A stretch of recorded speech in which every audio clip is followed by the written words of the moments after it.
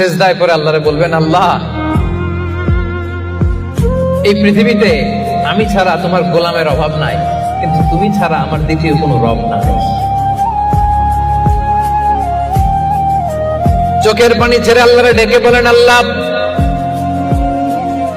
এই জমিনে আমি ছাড়া তোমার গোলামের কোনো অভাব নাই, কিন্তু তুমি ছাড়া দ্বিতীয় কোনো রব আমার নাই, তুমি ছাড়া দ্বিতীয় কোনো জায়গায় চাওয়ার সুযোগ আমার নাই।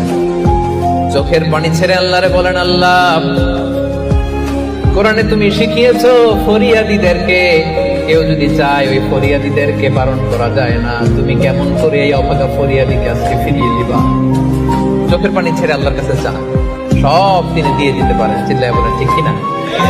গোটা বিশ্বের সবাই আমাদের যার যা লাগবে সব যদি আল্লাহর কাছে চাই, আল্লাহ যদি সবাইকে সবকিছু দিয়ে দেয়, আল্লাহ বলে আমার ক্ষমতার 1 ইঞ্চিও কমবে না। চিল্লায় বলেন ঠিক কিনা?